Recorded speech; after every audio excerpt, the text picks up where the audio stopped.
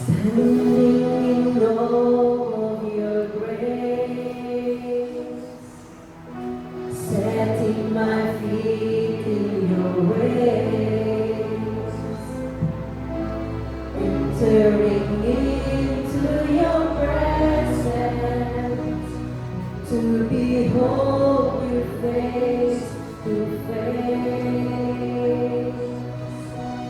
God of all heaven and earth, holding me in your embrace, unfading love that surrounds me. Oh God, I stand amazed. My Jesus, my Lord, you're the love of my life. Wherever you go, want to be by your side. No longer I, but Christ living in me, serving you for all eternity. My eyes set on you in this race that I run. No longer my ways, let your will be done. Make me a servant, my heart's ever true. Leading to the cross, I follow you. My Jesus, my Lord, you're the love of my life.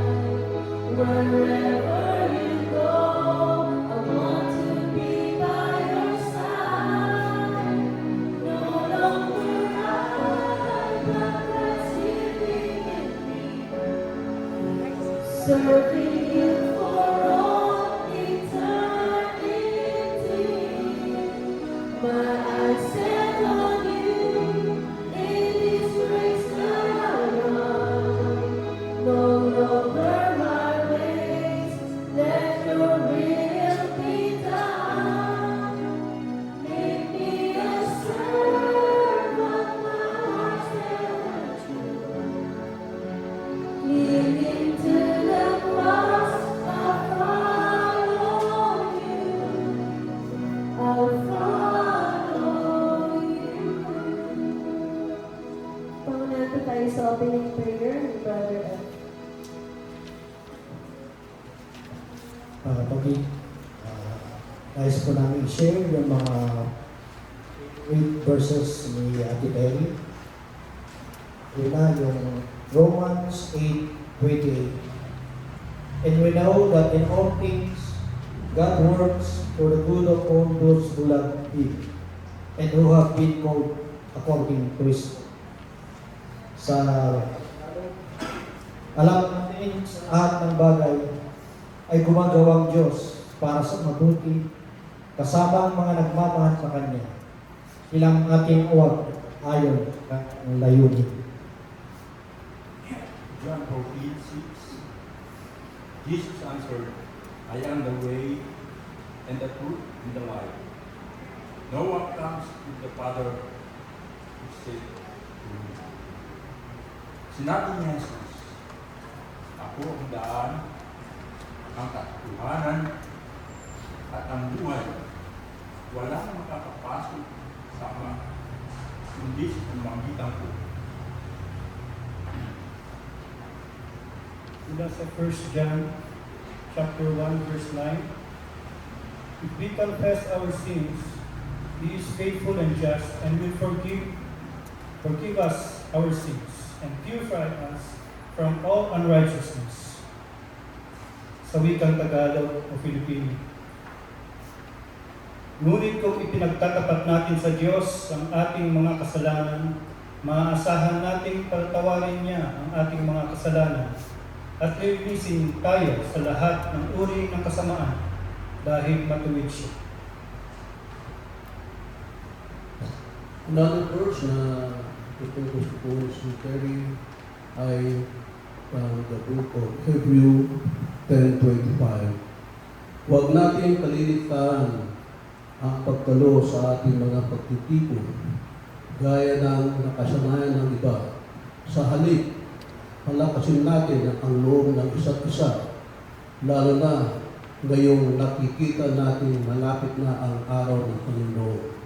At sa wikang English, not giving up, meeting together as some one is in the heart of loving, losing, but encouraging one another, and all the more as you see the days approaching.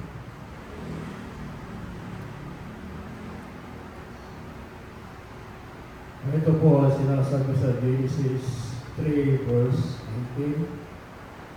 By the sweat of your brow, you will eat you put until you return to the ground. Sweat from it you were taken, for thus you are, and to thus you will return. Ito po ang sinasabi sa Tagalog sa Genesis 3:19. Sa pagod at pawis, pagkain mo'y manggagaling, mahihirap ka hanggang sa malibig.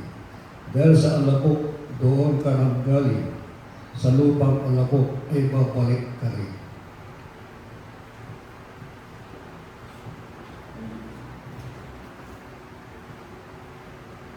Let's pray. Ama po namin na ibang makapangyarihan sa lahat. Purihin ka, Diyos, sa araw nito. Salamat sa iyong paggabay. Salamat sa buhay at kalakasan. Salamat po sa iyong pag-ingat po sa amin. Panginoon, sa oras nito, ito na po yung huling sulat namin kay Sister Terry sa kanyang katawang panglupa. Ang maiwan na lamang sa amin ay yung mga alaala ng aming kapatid na Sister Terry. Salamat po sa kanyang buhay, sa kanyang dedication bilang lingkod mo, Panginoon. Nakita po namin yung sigasig po niya nung siya nabubuhay pa at nagbibig po sa iyo. Lord God, sa oras nito, pagpalain mo ang bawat sa amin pong pakikinig ng iyong banal na salita. Gabayan mo kami, Panginoon. Dalangin po namin na ang Sangkong Espiritu ang saksi sa amin. Ang lahat ng ito ay dalangin po namin sa matamis na pangalan ng aming Panginoon Jesus. Amen.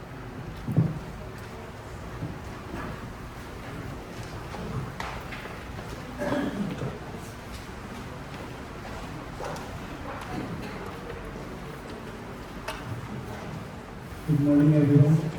Before I render a song, I would like to read from this book. Actually, this book here is a gift of Sister Terry last December to me. So,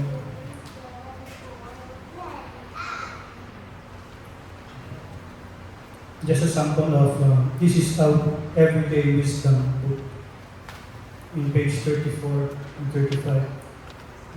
Death is nothing to fear, it is only another dimension, it says. If one of us succeeds, we all do. I thank Sister Terry for this wonderful gift.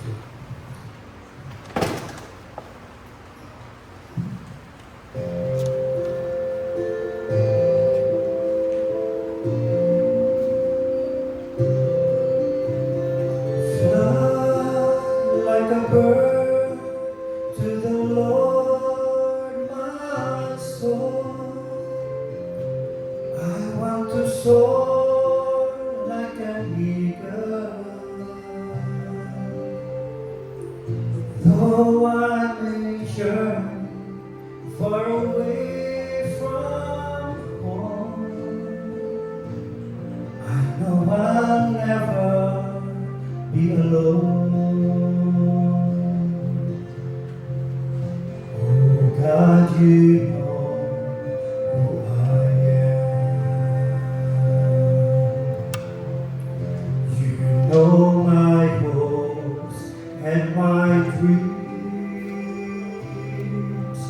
In my pondering and fears, in my joy and in my tears. Oh God, your presence is sweet.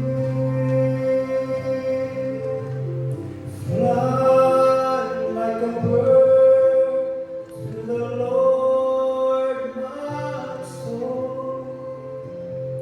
I want to soar like an eagle.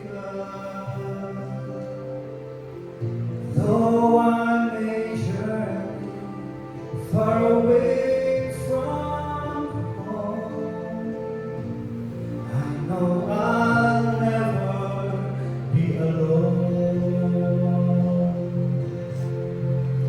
Where can I run from your love? Where can I hide from my God?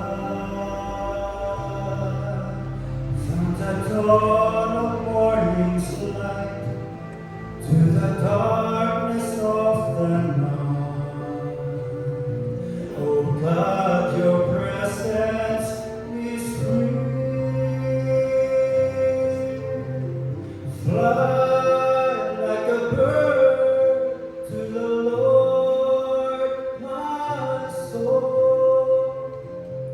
I want to soar like an eagle. Though I may journey far away from home, I know I'll never be alone.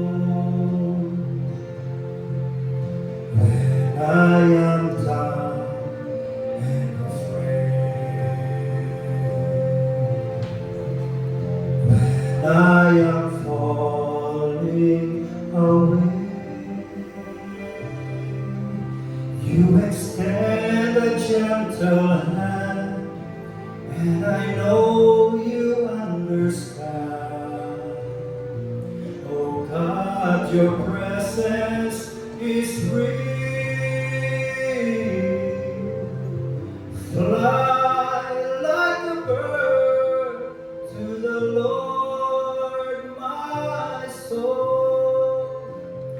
I want to soar like an eagle. Though I may journey far away from home, I know I'll never be alone. I'll never be alone.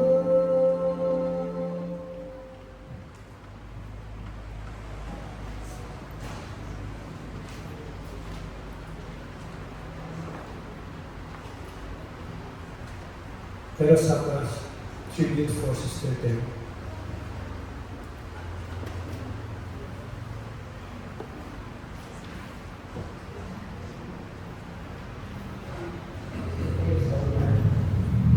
I was depressed in having days in a beach in London with Barmel, surveying the animals. I tell the story.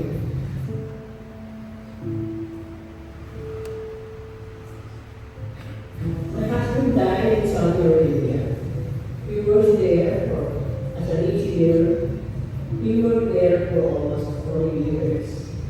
He wasn't able to finish his contract because he died 1 month before. So I wasn't able to get his pension. It was hard for me to accept his death. After several years, my son died in a car accident at Texas. He had 2 sons. Alvin also worked at Texas Instruments. He he got sick for almost 6 years. And so sad after suffering for so long, died also. In 2020, he died again of an accident. And I was so dismayed because she's the one who sustained our babies.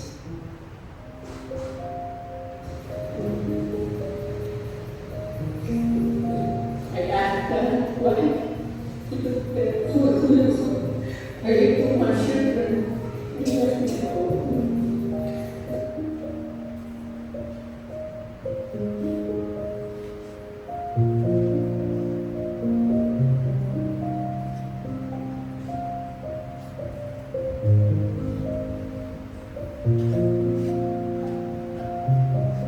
Still I'm happy and glad because I can see now. I praise God that I will remain on and taking care of our needs. My prayer is found in John 3:3 and Isaiah 49:9. In the Bible, you can find answers.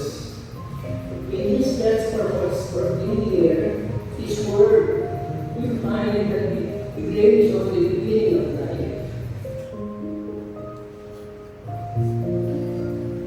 In my worst moment, I prepared the God's Word. Call to me, and I will answer you, and tell you great and principal things you will know. Now, as I will receive my own page, I have all the time to join Bible studies and share the Word of God to people who are interested. Now, I know that God is with me. Still sad, don't be sad, because they will go to the heavenly place where God is where heaven where it's all peace and happiness. So I just advise them to teach their children or their friends, share about the Word of God. That is only the way to comfort them, because death is there any time.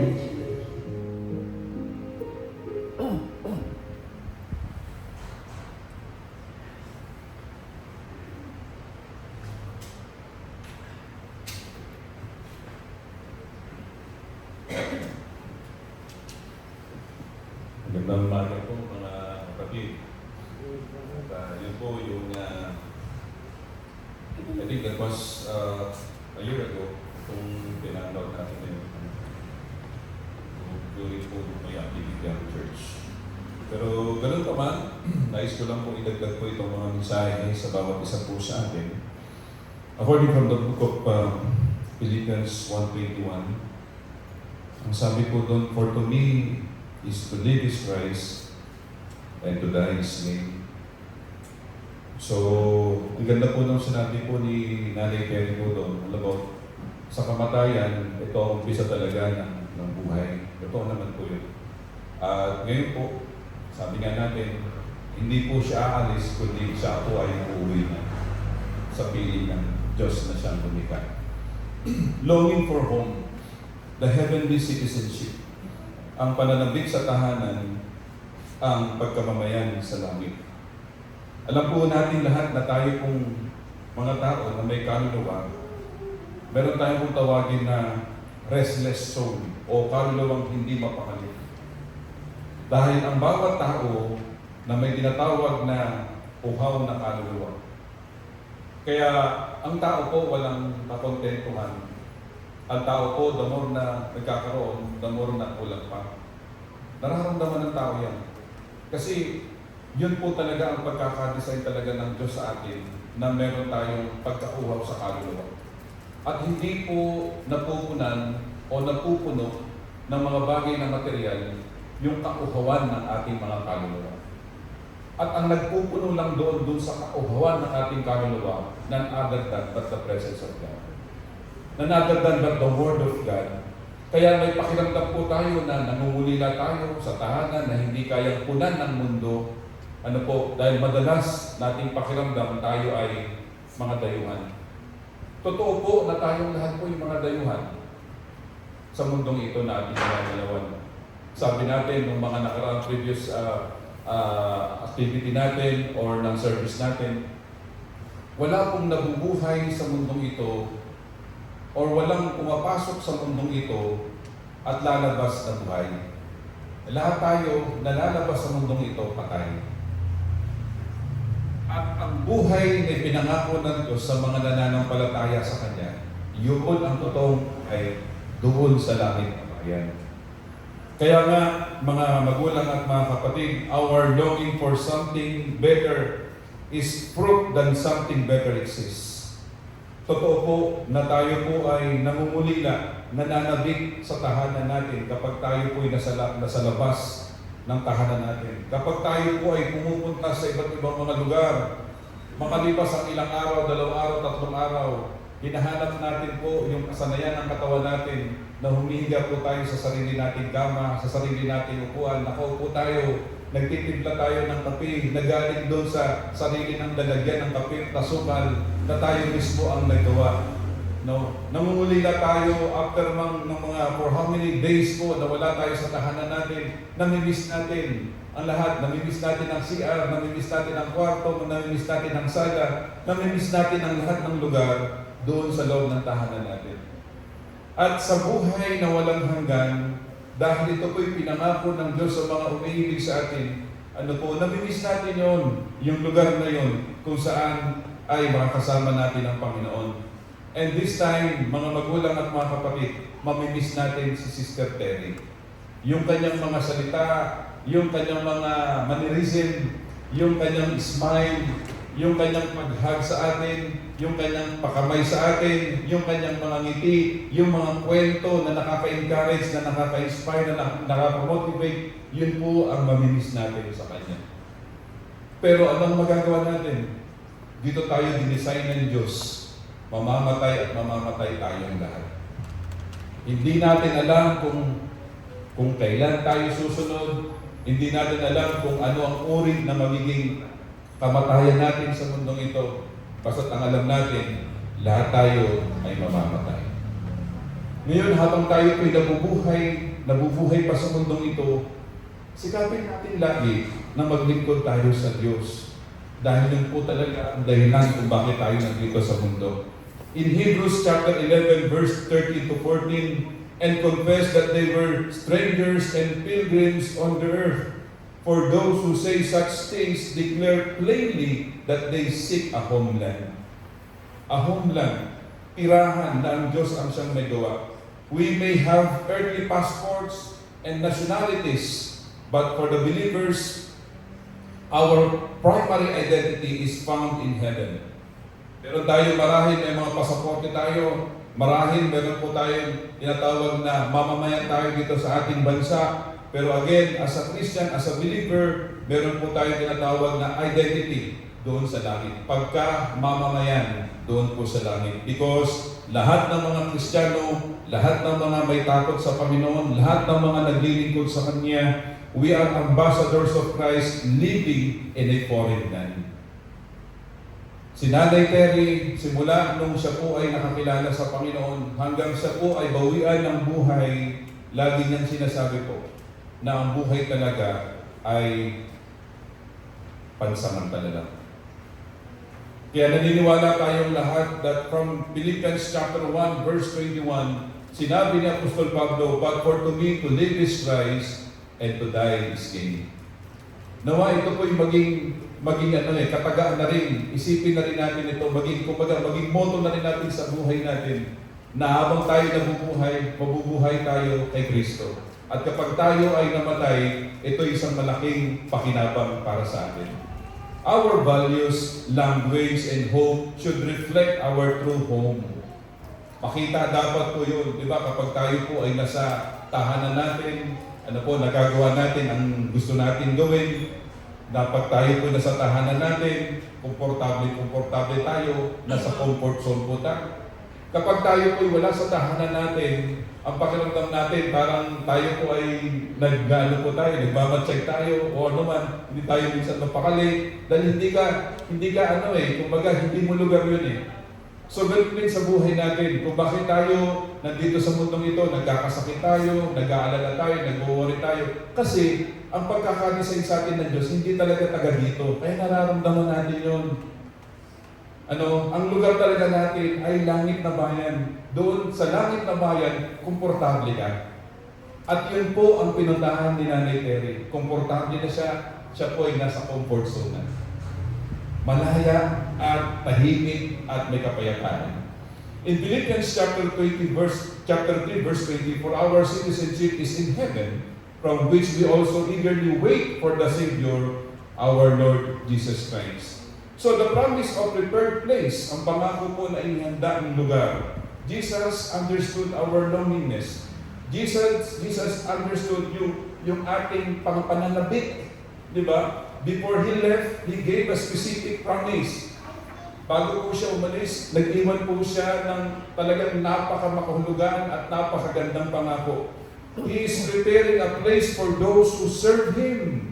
Sabi niya sa kanyang mga alagad, pupunta ako doon sa aking Ama at para maipaganda ko kayo ng matitirhan. At kapag naipaganda ko na kayo ng matitirhan, babalik ako at isasama ko kayo kung saan naroon ako. Ang langit ay hindi isang malabong ulap lamang.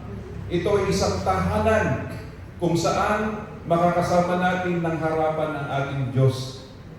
Diba? So, ganun po ang nangyari ngayon kay Nanay Terry. So, sino po ba ang gusto natin? Kung sino po ang gusto makasama ang Panginoon? So then, umpisahan natin, habang nandito pa lang sa lupa, kagaya ni Nanay Terry, maglingkod tayo sa Panginoon. Again, in my Father's house are many mansions. If it were not so, I would have told you, I go to prepare a place for you. Imagine po natin, yung isang barko. Ang isang barko po, nandun po siya sa isang stormy ocean. Ang mga sailors, ang mga tripulante, pagod na pagod, basang-basa, at nilalamig. Pero, ito po mga sailors nito, ito po mga tripulante nito, lagi silang tumitingin sa tinatawag na compass. Yung compass na ito, the compass doesn't take them out of the storm immediately, but it points them toward home. Yung compass po, yun po ang nagsasabi kung nasaan na silang lugar at kung ano yung tatahakin nilang lugar. Yung compass, yun ang nagsasabi, yun ang nagdadirect, yun po ang nagpo-point sa kanila para makauwi sila, para makarating sila doon sa kanilang gustong pupuntahan. But again, indeed, that the compass doesn't take them out of the storm immediately, but rather it's point them toward home. Yung lesson po dito, the storm is our life's trials. Lahat tayo may mga problema, may mga pagsubok na pinagdaraanan. Kagaya kay Nanay Terry. Isipin niyo po, nung bago pa lang po ako dito, kung hindi ako nagkakamali, yung anak niya na si Alvin po, doon po ako unang nagkaroon po ng service sa patay sa anak ni Nanay Terry. Si Alvin, pinupuntahan ko po yun, nandun lang po siya sa kama. So sabi niya nga, 6 years na, Brad, na ganito siya. Pinag-pray namin, kung hindi ako nagkakamali. So, may problema, may trials. Diba, sabi niya, sa kanyang patotoo, sunod-sunod, una asawa niya, yung anak niya na aksidente. Kung doon nagkakamali, yun ba yung naging artista? No? Sa That's Entertainment, na parang nakasama yata siya. O isasama pala na gano'n. Pero ang punto, yun po, sunod-sunod. Kaya sinabi niya, yun ang buhay. Ang umpisa ng buhay, nag-uumpisa sa kamatayan. Kaya ang the lesson is, sabi niya dito, the storm is our life's trials. The compass is the Word of God. Yun po yung nagdadirect sa atin kung saan ka patungo. And the home, none other than but heaven. Ang langit, yan po ang lugar, tahanan ng mga nananalig na nananampalataya. Knowing where we are going, that gives us the strength to endure the waves. Alam mo, mayroon kang uuwian. Alam mo, meron kang pupuntahan. Kahit na dumaan ka sa mga alon ng buhay, sa mga pagsubok, sa karamdaman, alam mo, later on, makakauwi at makakauwi ka.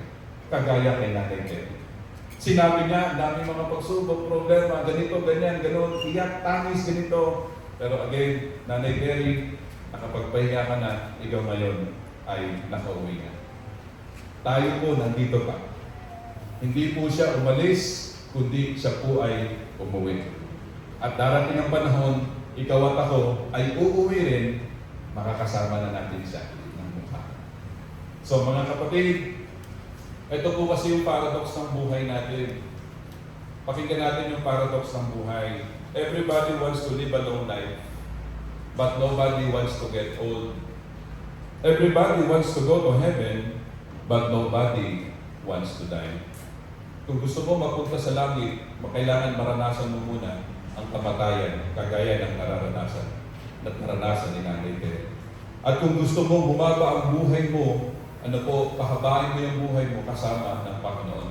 Dahil siya lamang po ang author ng ating buhay. Kaya na again, in Job chapter 1, verse 21, the Lord gave and the Lord has taken away. Siya ang nagbigay, siya din ang babawi. Kinuha na ng Diyos ang buhay ni Nanay Terry dahil hanggang doon na lang ang buhay ni Nanay Terry. And praise be to God, hindi po ito ang pinaka-final destination, hindi po ang pinaka-final moment ng buhay ni Nanay Terry. Ito po yung umpisa ng buhay na walang hanggan kay Nanay Terry. Kaya tayo po, umiiyak tayo, nalulungkot tayo, natural lang yan. Gift sa atin ng Diyos ang umiyak, gift sa atin ng Diyos ang lumuha, ang malungkot. Pero ang paglungkot at ang pagluha, hindi po yan ang katapusan. Kundi pinaparamdam natin na mahal natin ang isang tao o isang bagay. Kaya nga the Lord gave and the Lord has taken away. In Genesis chapter 3, nabasa natin kanina, sapagkat ikaw ay alabok at alabok, sa alabok ay babalik ka rin. Goodbye is not forever. Goodbye is not the end. It simply means, I'll miss you until we meet again. Nanay Terry, good night and see you again tomorrow. And see you tomorrow. Tama ba, mga kapatid?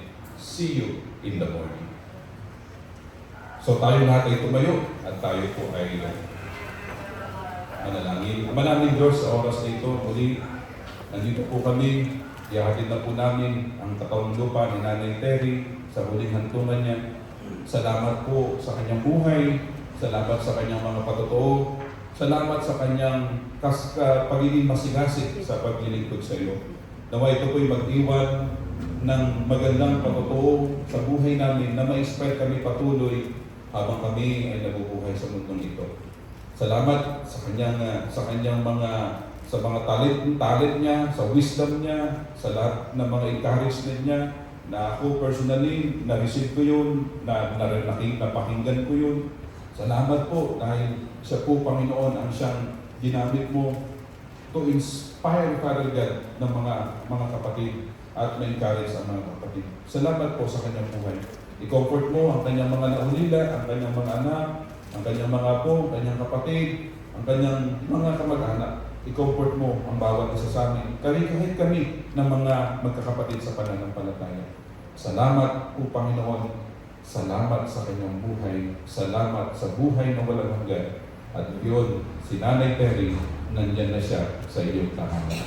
Lahat na ito ay aming panalangin at pasasalamat sa pangalan lamang po ng aming Panginoong Kristo na siya ang aming tagapagligtas ngayon at magpakailanman.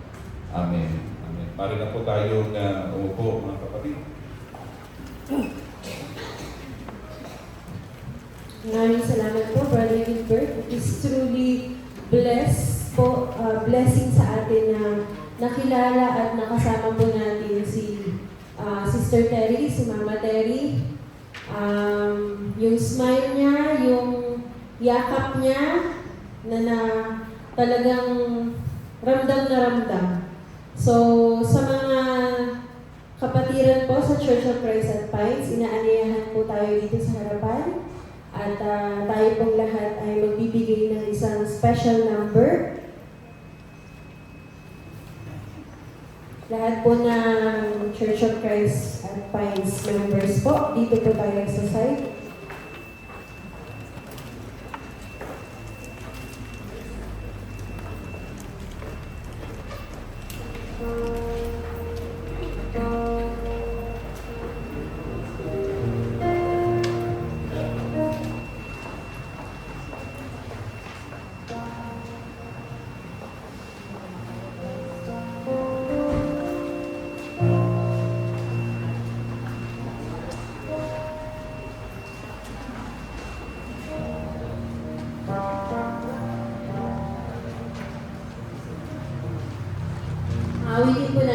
title po ay O Beulah. So, si Mama Terry po ay nandun po kasama ng ating Panginoon.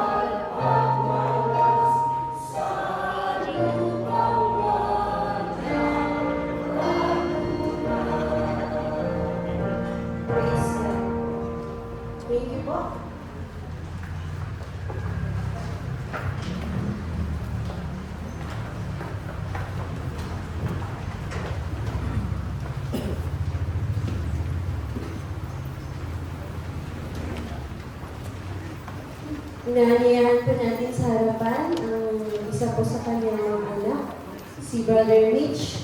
Sorry.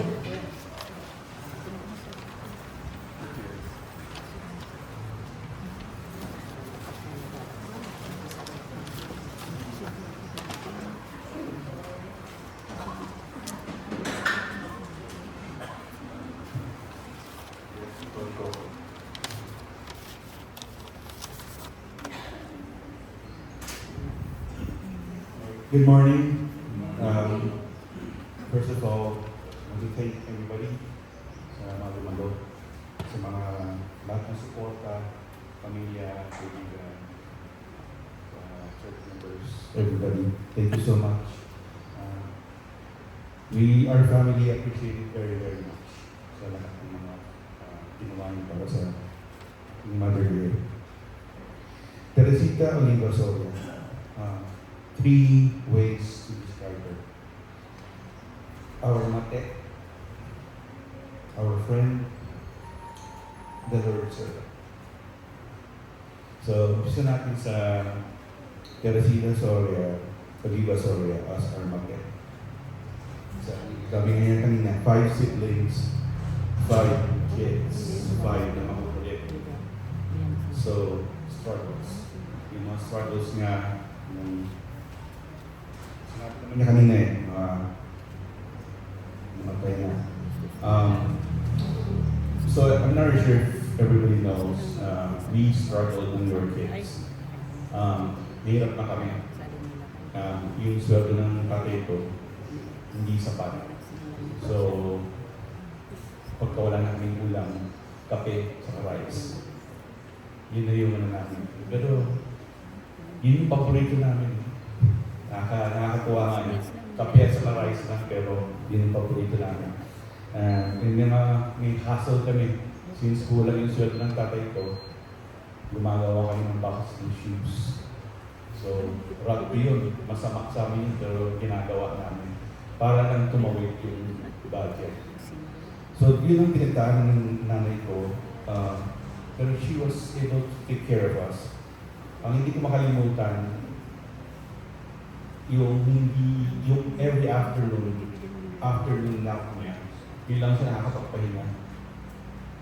Pero, since yung school namin sa likod lang ng bahay, pupunta pa rin namin siya, mangungulit pa rin kami kung nagugutom kami. Sisigawan namin na gutom kami. Kahit na galit yun, she will make it a point na kung magagawa siya ng pandesal, pagbaba siya, ibibigay niya yung hati sa gate ng school para makakain kami. So, ganun siya mag-alaga. Malakas pa siya ng November. Sasagot pa nga siya eh. Diba? Yung last na na-experience ko sa kanya, namalaki kami kasi may get-together kami ng kaibigan ko. So, namalaki kami kasi sabi ko, walang magkakarga ng pinamalaki. So, nagpunta kami sa palengke, bumili kami naman kung ano-ano. Tapos, may kulang pa kami bibili, nalimutan ko anong bibili namin. Pinahintay niya ako sa isang kanto, sabi niya, Mitch, diyan ka muna. Ako na pupunta doon. Ang bagal mo eh. Ako pa pala yung mabagal. Ako pa pala So, ganun siya kalakas ng November. Bilis. Hindi ko inakala. Anyway, so, yun yung side ng pagka-mother niya. Teresita Oliva Soria as a friend. So, gusto niyo, alam niyo naman siguro na siya yung takbuhan natin. Takbuhan kung may problema. Takbuhan ng mga apo niya. Takbuhan ng mga anak niya. Takbuhan ng mga kaibigan niya. Because she's fair. Pag tinakbuhan mo siya, sasabihin kong problema, hindi siya mag-one-sided. She's gonna be fair. She'll look at both sides. At sasabihin sa'yo, kung mali ka, hindi siya mag-sugarcoating. Kung mali ka, sabihin mali ka. Hindi ka rin niya hakakpiyan kung mali ka. And of course, dance partner siya. As dance partner, kayo nahilig sa kanya. Yung mga messages niya, nag-stick eh. Nag-stick sa'yo. That's how she is as a friend. And lastly, Teresa Tauri Basoria, the Lord's servant. Ano yun na yan? As a Catholic, ano na siya eh, dedicated na siya nun. Tapos, muntik siya naging Mormon. Muntik kami naging Mormon. Nisita kami nung lalakad na naka-corbata na ano kami, ilang beses din kami na nag-meet. Tapos niya naman niya, bawal ang kape. Nag-isip siya bawal ang kape. Okay, pwede pa siguro. Yeah, pwede pa kami maging Mormon. Tapos nalaman niya bawal magsayaw. Ay, wala na. Sorry. Goodbye, Mormon. Catholic talaga ako. So hindi kami tumuli maging Mormon. Pero muntik na yan. Tapos ano ito nga, remember, this church, dito siya talaga in-embrace niya talaga. Dito na siya talaga, okay, this is my church. So, she committed 100% and I saw her happiness na nandito sa church na to. So, I really appreciate itong church na to na binigyan siya ng ganun kasayahan, at least comfort. So, yung as a friend, sa mom. So, meron ako kwento kasi when I was young, I was like 4 or 5 years old. Yun nga, after nung kinuha ko yung merienda ko, galit na siya, pero binigyan niya pa rin ako ng merienda. Pabalik na ako sa school, nasa Sierra ko, umiiyak ko. And then started having house. Nagsishake ako. Bakit? Baka ako for 5 minutes ito nangihiga. Parang realization na ganun pala yung kaano ng tindi kong pagmamahal niya sa akin. Unconsciously, kasi 4 or 5 years old, so consciously, doon ko nalaman na gaano ko siya kamahal. I was like 4 or 5 years. Yun nga, doon nag-umpisa yung tawag sa akin, mahingin, bakla. Ako yung bakla sa pamilya. Ako yung mahingin, ako yung tahimik. Kasi ako yung clingy. Ako yung manambing sa kanya. Unconsciously yun. Every time na may problema, I run to her. I'm happy, I run to her. Kahit na, I run to her just because ako rin palaging katabi ko yung madikit. So, hindi nga, siguro unconsciously ganun na. And naturally, hindi ko pinipilit yun. Unconscious. So, I became so malambing. Kaya nabansagan ako yung malangya, bakla. Eh, ngayon, I was like, spoiled pa nga kasi ako yung baby na, if you're carrying your baby and then you're trying to make her hip sleep, tik-tik ang tawag. So, yung tik-tik na yun is so memorable to me. Hindi ko makakalimutan yung tik-tik niya. Kahit na 4 or 5 years old na ako, hindi tik-tik pa rin ni mama. So, wala na tik-tik. Sister. I will miss that. I will miss the hugs. I'm not gonna be able to run to anybody anymore. My mom.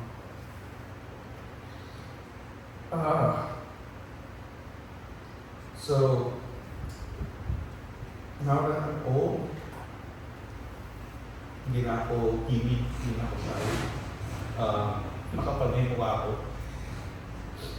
But I'm gonna use my mom. Our mother, our friend, she is no longer going to be a servant to Christ, to Jesus, to the Lord, because she is already with Him. And then she is in a better place. We will miss her, and thank you so much. Okay. Love you. Thank you. Thank you so much po. Ngayon po ay may announcement po bago tayo magpatuloy. May announcement po or yun same pa rin po. So after po dito, didiretso na po sa Beyond the Sunset. Okay, so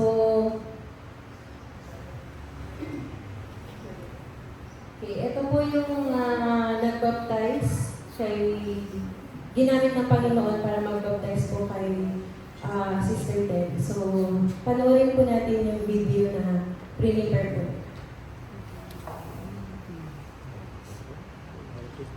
Sa pangalan po ng Maldopana family, Sister Hannah, Grace, si JP, at Sister Bess, ay amin pong pinapaabot ang taus-puso namin pakikiramay sa naulilan ng ating pinakamamahal na kapatid na si Sister Ted. Ito po yung huling araw na siya po'y makakapiling po natin masisilayan ng kanyang lagi. At ang araw po ito isang napakalungkot na araw na tigit sa mga naulilan.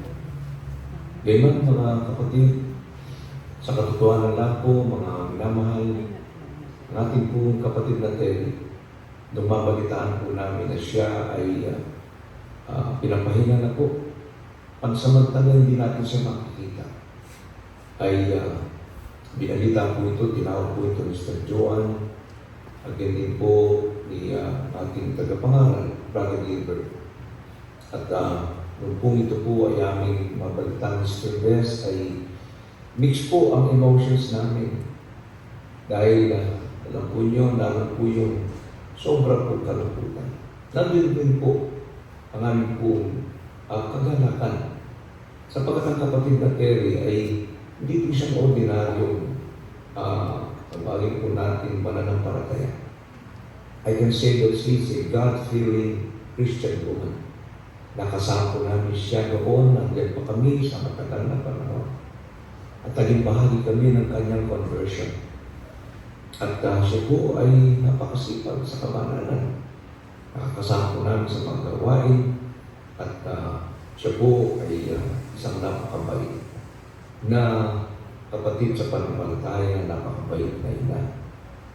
Masabi rin po ng kapatid na very soft-spoken. Wala ka pong marinig sa kanya na hindi magagandang mga salita. I'm sure she tried her best to be, a Christian as the Lord called her to holiness. Kaya na po, tunay na ang oras po ito ay hindi po madaling oras upang magsalita po ako ng madali. Medyo hirap po po talaga sa akin pong pagdadala ng mensahe ito. At isa po sa bilang sapagkat talaga po kami po hirap dahil sa nais po ng pamilya kong pupunta dyan. For some reasons ako po ay malayo sa amin. At ako po ay hindi ko po maiwanan yung matagal ng commitment na ginagawa ko po ngayon. Andito po ako sa Lucena at bukas mamaya po punta ko ng Kalamba at recognize po sa ating convention. Alam po niyo sa ganito mga panahon, we celebrate. We celebrate the life of a wonderful woman who walked with God unto the end. Madalang po ang gano'n. Di po ba? Kaya po, isa pong napakabuting halimbawa ito sa pamilya. At dahil po sa bagay ito, ang katapatan at kasipagan ng ating kapatid na Terry ay isa pong magandang halimbawa masusundan. At alam ko po, influensyado niya si Sister Aileen sa parang matagal po sila lagi po sila magkasama maging sa Church of Christ at Pines at ilang pang mga gawain. Ito po isang bagay na amin po ikinaraman sapagkat siya po ay kinuha ng Panginoon sa panahon na siya po ay talagang tapat sa kanyang pananampalataya at paglilingkod po sa ating Panginoon. Para Mr. Terry, ngayon po tinatanggap na niya o naranasan na niya eternal promises of God. Sa Revelation 21:4, binanggit po doon, no more tears for Sister Terry. No more pain. Diba? God will wipe away all our tears. No more sickness. Wala na po lahat yan. Lahat po yan ay napaang na lahat. At siya po ngayon ay naranasan niya ang walang kaligayahan. Kapiling po ang ating Panginoon. Yes, He's home at last. Sister Terry is home at last. Yung lugar po na pinangako ng Diyos, nandun na po siya. At tayo naman po'y tatapos sa lugar niya kung tayo naman po'y patuloy na magtatapat habang tayo ay nabubuhay. Kaya po sa mga ganitong mga panahon, mga kapatid ko, mga magulang, ay kami po ay nakikisa sa ganitong panahon na latigit ang sambayang Constantine ay sa panahon po ng pangunguli. Kaya nga po, sa lahat po sa inyo, hanggang ngayon po, hanggang sa darating po, sapagkat matapos po natin sa araw po ito, matapos natin masilayan ang labi ng kapatid natin, mananatili po siya sa puso ng bawat sa atin. Lahat na Sir Eileen, kay Mix, kay Brother Danilo Briones, kina Joan, sa kanang buong sambahayan, sa lahat ng nahulihan, mananatili po mag-uusap, Sister Terry. Ang kanyang magagandang memories ay magiging mga tanglaw ng marami sa atin at lalig ng kanyang pamilya upang mabuhay po tayo isang mapayapang buhay. Alisulod po sa pagkatawag ng ating Panginoon. Muli po sa pangalan ng aking sambahayan, kami po ay nakikisa sa panunto ng ating kalungkutan at kalinsabay pagdiriwang sa buhay ng isang kapatid na namatay sa pangalan ng ating Panginoon. May God bless everyone. Thank you so much po, Brother Mel. Indeed, marami po tayong mamimiss sa buhay ni Mama Terry, ni Sister Terry. Kagaya po ng sinabi ko doon sa wake po niya sa La Paz, kami po sa song leaders, mamimiss namin siya yung alam namin na tinitiis niya yung sakit dito sa tuhod niya para lang kumanta siya na nakatayo, na ipakita na binibigay niya yung boses niya, yung lakas niya. And siya rin po yung isa sa nakaka-inspire sa amin. Ako personally as song leader kasi tinataas niya yung kamay niya talaga. Wala siyang pakialam sa mga tao sa paligid niya. Gusto niyang ipakita na nag-worship siya. Sinasamba niya yung ating Panginoon sa pamamagitan ng kanta ng pag-awit. And sa amin po sa Abella family, si Mama Terry po ay napaka-generous. Every December, hindi po siya nawawalan ng gift. Hindi lang po kay Brother Gilbert, isa-isa po kami. So, si Brother Gilbert sa akin, tapos sa anak namin na si Gwen. Every December po yun, palagi po siyang may gift. So, napaka-generous po niya. Ngayon, nung nagkaroon po kami ng additional sa family, nagdagdag din po siya ng regalo na additional din po. Binibigyan niya rin po yung dalawang naging anak na po namin. So, we are so grateful sa buhay po ni Sister Terry. And para po sa ating closing song, inaanyayahan ko po mamaya dito ang mga song leaders para mag-lead po ng closing song sa harapan.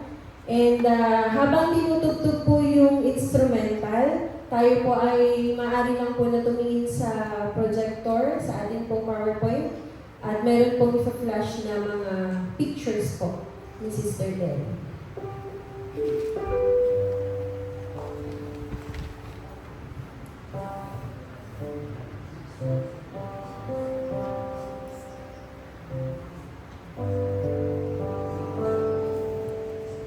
Ito po ay compilation ng technical team po ng Church of Christ Adventist.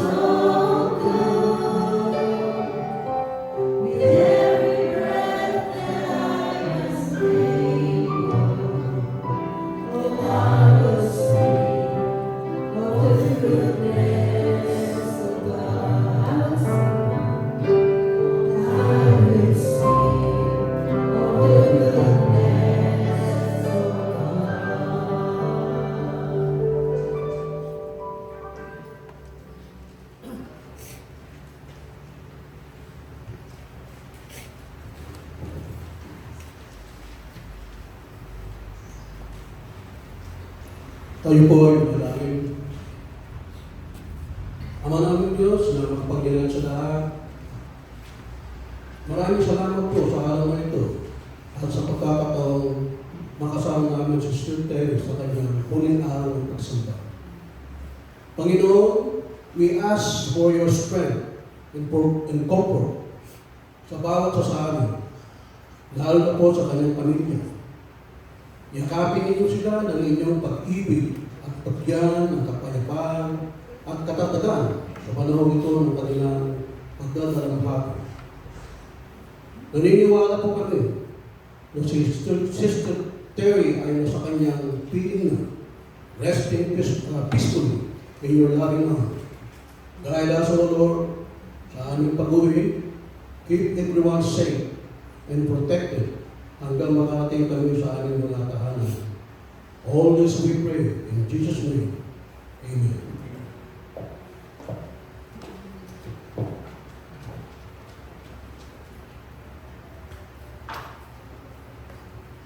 Mga kapatid, tanggapin po natin ang pagpapala ng ating Panginoon Diyos sa Kanya na makapag-iingat sa inyo upang hindi kayo magkasala at makapagharap sa inyo ng walang kapintasan at may malaking kagalakan sa Kanyang kaluwalhatian.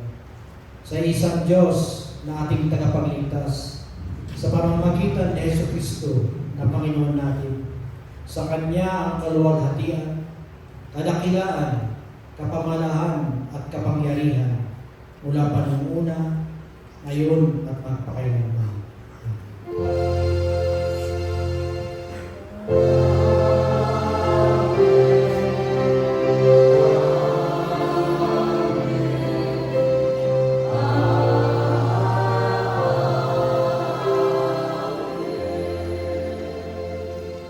Good morning po. Sa mga gusto mong lumapit at masilayan po for the last time. Ang katuwang panlupa po, Mama Terry, Sister Terry, you can come po forward.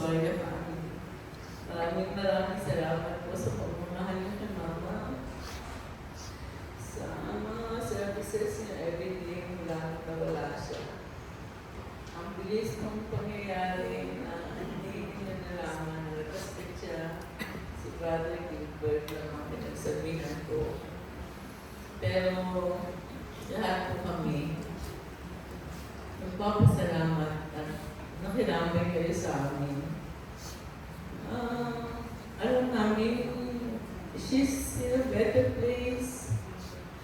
But we will miss her so much. We will miss yung mga morning namin na magkasama yan. Dami na ang pinag-uusapan. Yung mga apo niya na pupunta sa akin niya. Yung tumatawag. Mom, it will take a long time for us. But the comfort is we know that she is with the Lord. Biglang ulit pinangahawakan namin para tumatag kami.